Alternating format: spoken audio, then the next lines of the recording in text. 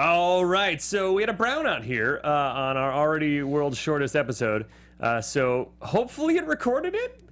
If not, here are the bullet points. Yeah, I had avoided Halloween 3 for the longest time because it didn't have Michael Myers in it. I thought it was going to be cheesy. Ended up watching it 5 years ago, really loved it, rewatched it, and really enjoy it still, except the love story I think is weird. Yep. And other than that, I love it, and I'm a huge fan of the entire franchise. Jesse, you'd just seen it for the first time. I had seen it for the first time. I found it to be more of a thriller than a horror movie.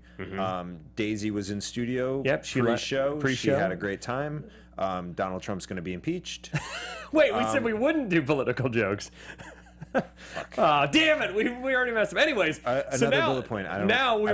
We were about to do the 3 minutes, so hopefully they're able to Franken edit the two together, and you'll have the 3 minute countdown. But instead, if not, we're gonna do 3 minutes right now on the clock. You ready? Let's do this.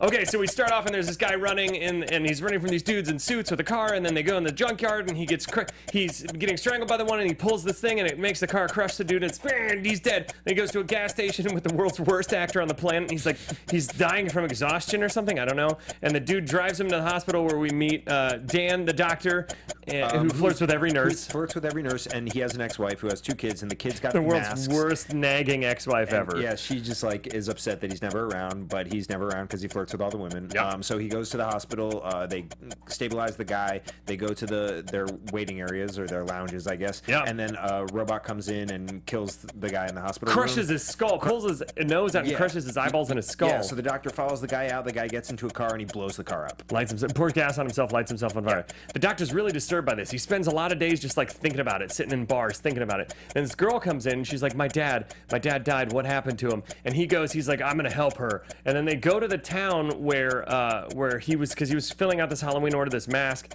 and they go to the town because somebody leaves the mask. The robot comes in and kills the dude, but leaves the mask it's because behind. the dad was holding onto the mask when he came into the hospital. Yeah. But you would think that they would destroy the mask too as evidence. Anyways, we'll get into that. Yep. So then they go to the town St. Mira, where the Silver Shamrock Corporation is, and they start to investigate, which really just means they hang out in the hotel and have sex a few times and loosely go around and ask around, but not really. Yep. And they meet this family, Buddy and his kid and his wife, that come in because they're the top sellers. And then there's the other woman who's like, I have to come here in person and get it, and she's really pissed off. They're at the world's most Irish owned hotel. Yep. And so then the doctor runs into the homeless guy, and the homeless guy's like, fuck Shamrock. And then I'm gonna Molotov cocktail this whole place. Yep. And then the robots come and they rip the guy's head off. Clean off. Yep. And then the woman has a mask, and the logo or the trademark falls off. So she starts fucking with it for some reason. Yep. And it shoots a laser beam and makes her face melt and open up like Yeah, exactly. Yeah. And then the paramedics from the mask company come and take her to the And the doctor's like, I'm a doctor, let me see him. And like, we got better doctors than you. We got it. We're going to the So factory. then they go on a tour to the factory, and Cochran, the owner of everything, lets them all go through everything, basically. And he ends up kidnapping the girl, and then kidnapping Dan, and then he makes him watch this demonstration where he kills Buddy's son by making him put the mask on, and they say 10 more days till Halloween comes on, and it makes his head melt, and all these bugs come out, and all these snakes come out of it. And do you want to finish it, Jesse? Do it, yeah! And so the doctor's been kidnapped, and they take him through, and they're like, we're gonna kill all the people, and all the kids sacrificed to the witches. So then he escapes, and he breaks the woman out, and they take all the little trademarks and blows up everybody. All the robots. Stonehenge blows up him. They start driving away, and then we find out that the woman is a robot, and she tries to kill him, but he gets away. And he's on the phone, and he's like, turn it off! Turn it off! Turn it off! To the TV station. That's what we call throwing your co-host under the bus. So in the middle of that, we had a second brownout. And the brownout, though, was when I just started really, really talking about minutia of the first act. Right. But the editing together was flawless. You guys probably didn't even notice it. Flawless. Yep. So let's start off talking about, can we play clip number 1? This is the Silver Shamrock theme that plays 14 times in this movie. I love it. 8 more days to Halloween, Halloween, Halloween. 8 more days to Halloween, Silver Shamrock. 8 more days to Halloween, Halloween, Halloween. 8 more days to Halloween, Silver. What if it's just that for the rest of the show? We can cut it from there. And then it's the director coming on. That's the director's voice, actually, of the movie, being like, "Yes, kids, get your masks, everybody." It's gotta get that. And so it's all leading up to Halloween Day, where all these kids are going to wear these masks and sit in front of the TV, and there's going to be a special giveaway. They don't say what kind of giveaway. Nope. Just a blanket giveaway. You have to be wearing the masks, which is unclear how they can enforce that criteria, but kids believe it. Yep. And here's the main thing I think is hilarious about this movie. These masks are cool, but they're not like. Later on, when they're all trick-or-treating and there's like a ballerina with a pumpkin head on and like a nurse with like a witch head, it's like, what? So everybody just bought these 3 masks? So this was like the main thing for me was like, it's ridiculous. Name a mask company. It's like the only industry in this movie is fucking Halloween masks. Yeah. Like no one else sells anything. Yeah. It's just like everyone bows down to the Halloween mask company. They love it. And it's so unclear how this happened or why. I guess it's just in this world, Halloween is run by the Silver Shamrock. Sure. I mean, it's fine. But see, so that was your biggest issue with the movie. My biggest issue is the love story. We'll get into that. I want to get into the first few beats because holy shit, we have 18 minutes. Here we go. That there's this guy running in the beginning, the gas station dude's watching the Silver Shamrock commercial, and every time the bad guys appear in this movie, there's this awesome bad guy sting. Can we play clip number 2? Every time bad guys show up, you hear, wait, holy fuck, you hear, there we go, yeah, I thought it was a brownout again. Yep. Or anytime a DJ's about to play a new hip-hop track on Power 106, you hear, we're getting live tonight. Yep. DJ Khaled, here we go. All right. No shit. If the Dodgers win tonight, I'll bet the stadium's going to be full of... I should say when they win. I'm wearing a Cleveland Indians hat, by the way, because I went to Ohio over the weekend, and I picked up some Ohio swag. I was severely lacking. Nice. So I'm representing. You go to the Ohio store? I went to the TJ Maxx store because it was $10. Nice. So that's what you do. You shout out TJ Maxx. TJ Maxx. TJ Maxx in the house. Yo, TJ Maxx. Remix. The best. Soon to be potential sponsor of the Guilty Movie Pleasures podcast, TJ Maxx. So Dan comes up. I feel like my biggest issue with this movie is Dan is the world's worst father. Yeah. And he's more a detective than a doctor. Yeah, so why the fuck didn't they just write him as a detective? Nobody knows. There's no reason. He comes home to his wife. He's super shitty to her. He has 2 kids he could give a fuck about. He comes home immediately he and gives then them the off-brand mask. Doesn't he know how important on-brand Halloween masks are Apparently in this town? not. And he came home with 2 shitty masks? What a terrible father. He's a worse father, and he's really shitty to his wife. We don't even know. We never even confirmed if he is the father. He might not have been the father. I just want to throw that out there. I want to throw that out there, yes. He also has this moment where he calls her from the bar after the daughter shows up, and he goes with her, and he's like, I don't know where I'm staying. I don't have the hotel in front of me, all right? Just come on. And it's like typical like 80s, like, aren't wives the naggiest? And especially ex-wives. So his whole character arc is very bizarre to me. The movie's fantastic, but they could have done a little better with the lead character. My favorite part about that is when he's like on the phone complaining about it, there's a fireman who's just like listening in. He's just like staring. Yeah, you're talking about when they're in the hospital right after. Yeah. So he's just like on the phone, and like a bunch of firemen and policemen are milling about, and there's one fireman who's just like leaning on the fridge, like listening to the conversation for the beginning of the conversation, and then someone comes up later and starts to like fake talk to him, but for the beginning he's just like staring at him. That's what you call bad extra acting, where like the first AD didn't catch that. That's fantastic. So this guy, the first bad guy that dies is amazing because they're fighting in a junkyard, and the dude, the guy that's running, grabs the brick and it makes the car roll and it kills the guy. And at first it's really funny because you don't realize they're robots yet, but he dies like this. Yeah. And when you find out it's a robot, it makes sense. But when you first see it, you're like, that's the dumbest death scene ever. Yeah. Then you're like, I see what you're doing there, Tommy Lee Wallace, the director. So they go, basically, the guy that gets to the hospital, the robot comes in and reaches into his eye sockets and cracks his nose and skull apart. Yeah. which is just such a brutal way to murder somebody. Yeah, it was unclear to me what he was trying to do until he did it. Yeah. And like I don't and then know. You're like, huh? I guess the robots are programmed to very creatively and gruesomely kill people. I don't. That's what it is. I don't know how he made this decision. That's what it must be. Robotically. Because then it's such an awesome moment where the doctor runs after him, Dan, aka Tom Atkins. He runs after him. The dude just pours gasoline on himself, lights himself on fire, and apparently that instantly blows up the car.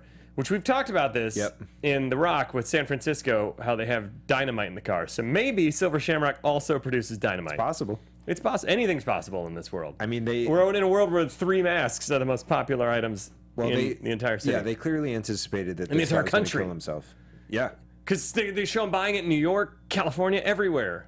Baton Rouge. Baton Rouge. That was kind of an interesting inclusion. So after the guy's killed, Dan is talking to Teddy, who's her name's Teddy, I think. I believe so. She's the female mortician.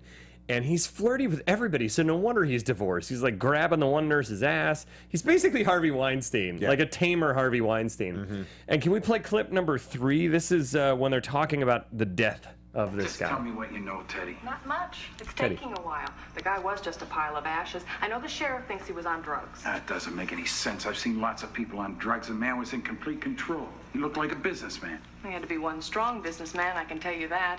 You don't just pull someone's skull apart without a little lower arm strength. Know what I mean?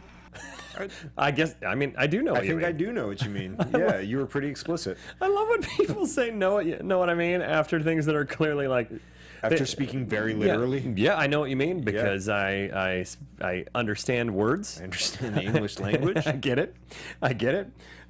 So I do love that they keep showing Halloween on the TV. I love that the original Halloween keeps popping up. That's an awesome little cameo. It was also funny in the bar how he was watching a cartoon at a bar. It's like, that's an odd choice for the bartender. And then he flips and it's Halloween. Yeah. And then he flips again and it was football. Yeah. And I was like, why is that the third option at this bar? Super weird. It was very strange. Super weird. So then we have to keep speeding along. So Ellie comes into the bar and after she comes and sees her dead dad, she introduces herself to Dan, and then he's instantly smitten with her. He decides to go with her because they figure out that there's something with this toy company that he was... Oh, they go to his toy store. They go to his Halloween costume shop. They find in his ledger that his last place he went to was Silver Shamrock Factory. So they go there together. They go to this hotel with the most Irish man ever. He's like, welcome to the hotel.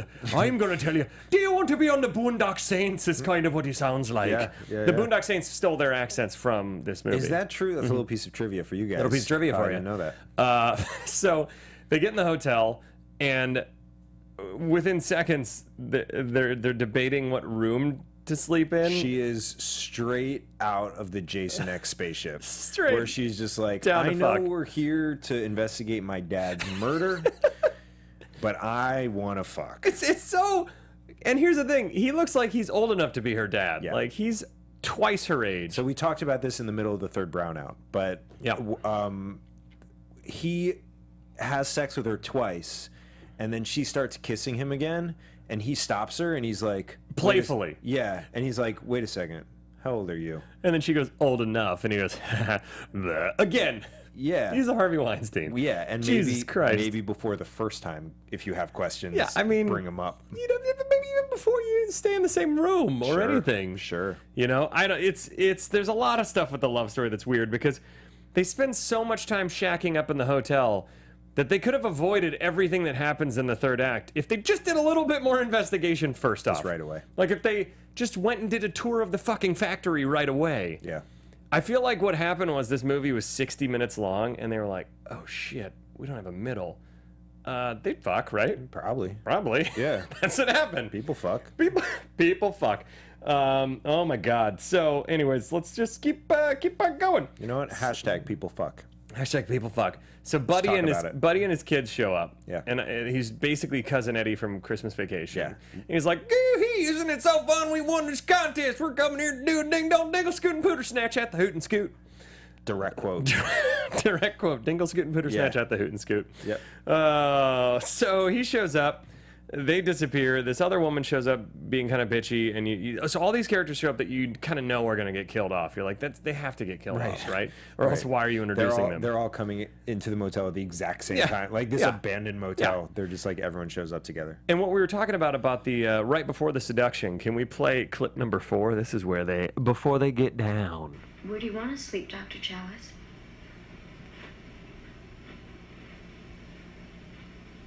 That's a dumb question, Miss Grimbridge. That's rude. You can, I mean, and then they start making out. Yep.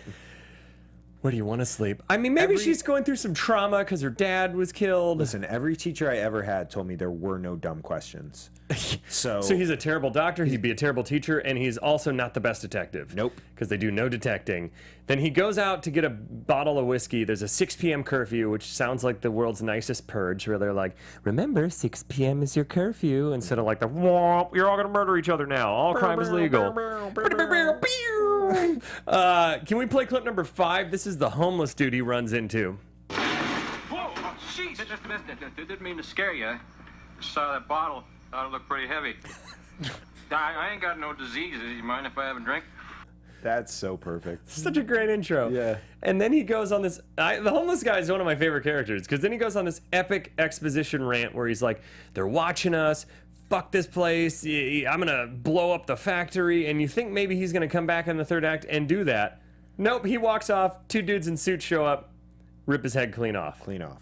Like, actually, there's a wide shot, though, where they're both standing on either side of him, and it looks like they're London bridging his face. Yep. Like, they're both standing there. Here, I'll just be the mic. They're both standing there kind of like this in a wide shot, and so it looks like they're humping his head, but really they're just gearing up to rip his head off. Listen, Ben, people fuck. People fuck, That's even robots. One thing I learned today.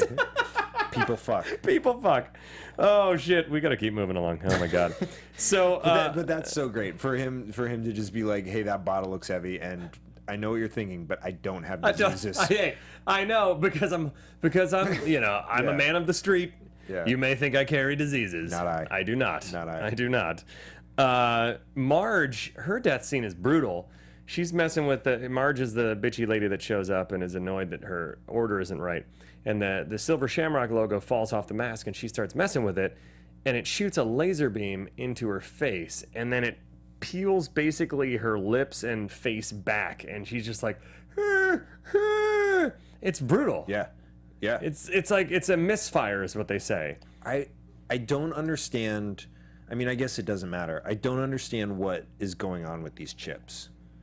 I don't understand how they're activated. Well, we find out in the third act that Stonehenge was stolen. Right. It's from Stonehenge. And it has mystical powers mixed with modern science, and even a fragment of it is dangerous. But somehow, the effect of it is either blasting your face off or electrocuting or creating if it goes bugs. Yeah, if it goes full on, it becomes like biblical plague in your skull. So that I'm on board for. I just didn't understand the other ramifications. I think the other ramifications were just because it was triggered without the full effect. No, no.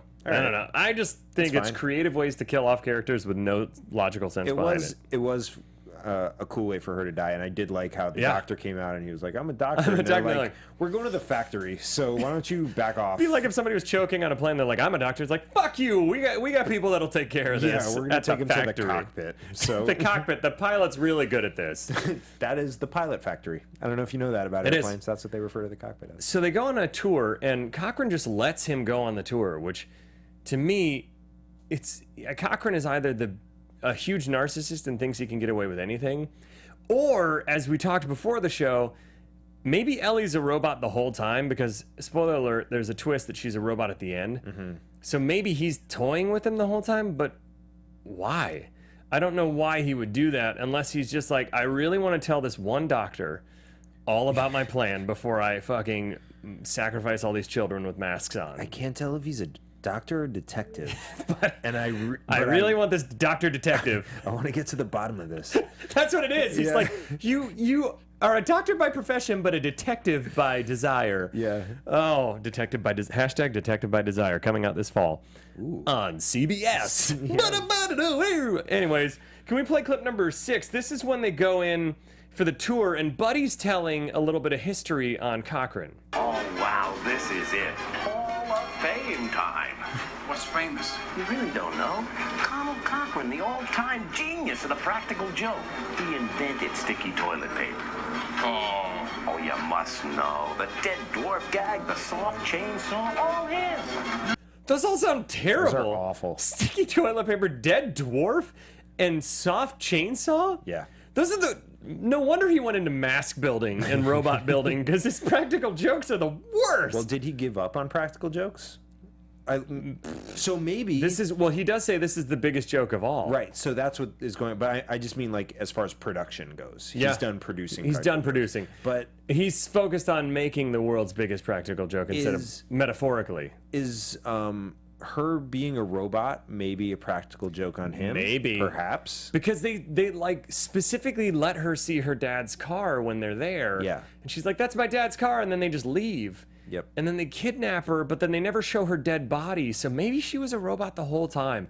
If anyone knows the history on this movie and can tell us if Ellie was a robot the whole time, I think that should have been developed a little bit more. Yes. But, and I don't think any of the motives make really much sense, unless it's just that Cochran knew he was onto something, and he was trying to figure out how much he knew and who he's told, and that's why he kills the mortician, and then he's gonna let him see it and then kill him. Because he puts the mask on him. Maybe that's what it is. He's trying to figure out how far-reaching this Dr. Detective's skills are. Maybe. Because oh fuck. Yeah. Well, yeah. Then it makes sense that she wasn't killed, because when she was captured and just put in a room, I was like, why wouldn't he? I think maybe she's a robot the whole time. She's a robot the whole time. And then also that moment that we talked about when he's like, how old are you? And she's like, old enough. I'm older than I look. Like 7 days or however since she's been created. So she doesn't have an age. I think you're right. I think she was a robot. Maybe she's a robot the whole time. So let's skip ahead since we have 3 minutes. It's Halloween morning. She's been kidnapped. He sneaks around and breaks in, and then he gets kidnapped, and he gets taken around on a whole tour and this whole nefarious monologue, which we won't get into because it's about 1 minute and 40 seconds, but I'll post the audio file of it. There we go. Can we play clip number 7? Stonehenge. We had a time getting it here. You wouldn't believe how we did it. Which is because now we don't ever have to know. We would love to actually know how you did it. We would really want to believe how you did it. Include that in the script, please. Please. I want to write a script and just say, and have all this just bullshit things happen and be like, you wouldn't believe it if I told you. And everybody's like, what? But what? Just try me. Try me. See if I'll believe it. Nope. So I want to talk about the demonstration is one of my favorite scenes, where the kid's watching the TV and the screen flickers and flickers as the Silver Shamrock song's going, and his head melts in the mask. Yeah. And then he falls over, and snakes and locusts and all kinds of shit, grass, it looks like crickets. Everything comes, it's disgusting. And then the snake bites the dad's ankle. It's super gross. So we set up what's going to happen to all these kids that are watching at Halloween night, and it's up to Detective Dr. Dan to save the day. So he breaks free. He's tied up. Oh my God, we have 1.5 minutes. We're just going to fucking do this. He's tied up. He breaks free. He kicks the TV.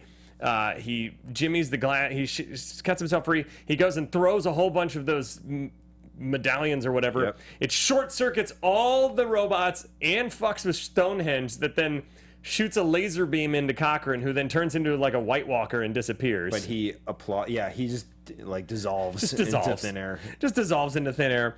And then Ellie, they drive off. Oh, here we go. They drive off. Ellie starts attacking him. Just watch this scene because it's bananas. She comes back to life like 50 times. He cuts off her head and her arm, and her arm comes and attacks him. She comes and attacks him. Then the headless body it's like 14 fake deaths. Yeah, well, fake he fucked up by closing the door with the arm still attached to the door. You don't want to drive with that. Get it out of there. Just get it out of the car. And we have 30 seconds left, so here's the final clip. Clip number 10. He's trying to get the TV station to turn off the commercial so it doesn't kill any of the kids. And there's one last station that hasn't turned it off yet. Please play 10. The third commercial. It's still on, please. Take off the third channel. The third channel. It's still running. Stop it, please. For God's sake, please stop it. The's no more time. You've got to... Please, stop it. Stop it now. Turn it off. Turn it off. Stop it. Stop it. Stop it. Stop it. Stop it. Stop it. Stop it. The greatest ending ever. And then they don't show you what happens. I love it. Hey. I know what happens. They go... Pew, pew, pew, pew, pew, oh! No shit. You know what? If we keep going in the booth, Steve's going to be going, stop it! Stop it! Stop it! So I hope you've enjoyed our 15-minute long show on Halloween 3. We apologize to super fans of this movie that we didn't get to talk longer. Tons of technical difficulties today, but please don't hate us. Don't Yelp about it. Yelp. Don't Yelp us, please. We'll chat with you about it on YouTube. And let's talk. Let's continue the conversation Twitter. Since we got kind of cut short. Continue the conversation on YouTube. Let us know what you thought of this movie. If you haven't seen it, watch it, and let's do a conversation. Hit us up at Guilty Movie Guys. You can hit me up at the Ben Begley. We can keep this going. Jesse, where can they find you? At Too Much Jesse, Twitter and Instagram for sketch. Find me at The Prom Losers. All right, and happy Halloween, everybody. We hope you had a safe and eventful evening. And until next week, what is your guilty movie pleasure? From producers Maria Menounos, Kevin Undergaro, Phil Svitek, and the entire Popcorn Talk Network, we would like to thank you for tuning in. For questions or comments, be sure to visit popcorntalk.com. I'm Sir Richard Wentworth, and this has been a presentation of the Popcorn Talk Network. The views expressed herein are those of the hosts only and do not necessarily reflect the views of the Popcorn Talk Network or its owners or principals.